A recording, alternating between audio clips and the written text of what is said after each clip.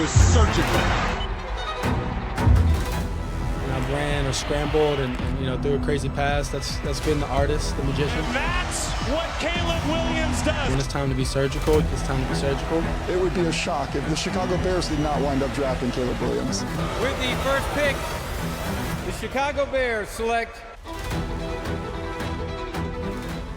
Science and art often travel very different paths, but as you just heard, Caleb Williams thinks that he merges both in his quarterback play, the precision and meticulousness of a surgeon with the spontaneity and improvisation of an artist. Certainly, the Bears hope so after decades of pump faking the position. But as Stefania Bell reveals, arts and scalpels aside, Caleb Williams' closest comp may be irrelevant.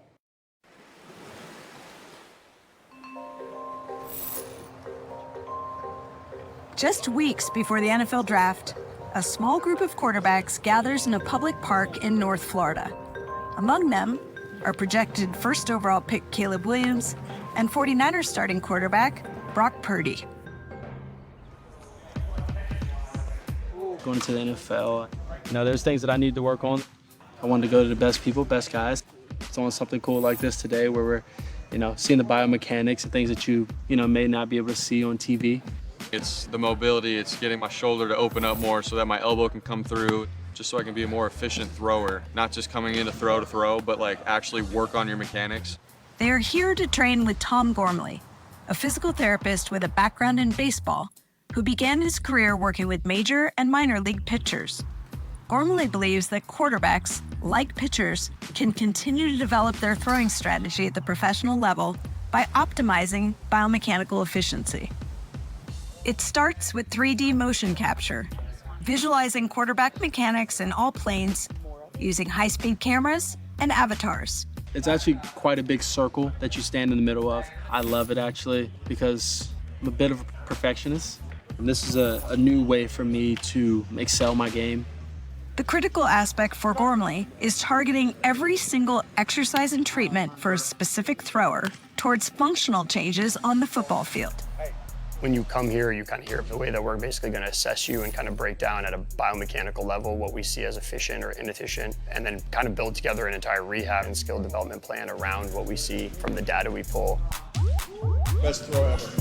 How do you communicate all of that fancy terminology to your athlete? We'll always break it down and explain to them in the classical QB terms. This might be what we're looking at your thoracic spine or your shoulder or your torso or your pelvis to create hip-shoulder separation. There's no white on that side there. I'll explain it, and then I'll also step back and hey, this is what this means, because we're seeing balls to the left die because you're not doing this. Right up. I think that's why baseball players use it so much, because everything that they do, they have to be so efficient and right on point, because they have a small box that they have to hit to be strike zone.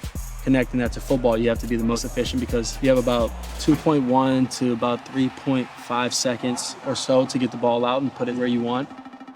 The biomechanics does that perfectly well for you.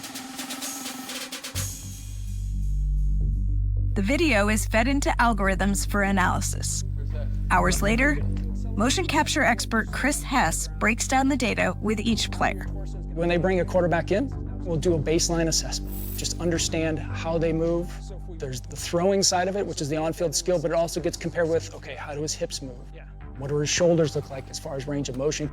You're about 10 degrees under your target for external rotation, but day 4, it's gonna be tight. I've taken a break since the Super Bowl, a good 5 weeks or so. I've been training, but not necessarily throwing. And so as you throw more and more, your shoulder capsule opens up, your layback comes back, and that allows you to whip the ball more. But as I throw throughout the off season and focus on my hips coming through first, that'll just continue to open up more and more. You have decelerated your pelvis and your torso so all the energy can just cruise to the arm. Yeah. And so for Caleb, we have to teach him perfection is how he moves. And then as he goes into the season and through the season, we stay within that. It's gonna evolve. I think the biggest thing that I'll take from this is finding keys on when I miss a pass, finding my rhythm throughout camp. Everybody drops differently, everybody throws differently, everybody, moves differently. But finding your rhythm, within your plays is going to be really important. Remember, you'll see Caleb Williams, I imagine, drafted very early on. Thursday night, Friday, Saturday. We are live from Detroit. Every pick once again on ESPN. Our usual expert analysis also available on the NFL Network. And as always, ABC's coverage will focus on the prospect's journey to the draft. Looking forward to that. And to this, why Drake May's arm strength sets him apart from his quarterback peers in the upcoming NFL draft. We've got our guy, Dan Orlovsky, standing by to explain. Plus, could tonight reverse the trend of home team domination in the NBA playoffs? Our betting expert standing by with the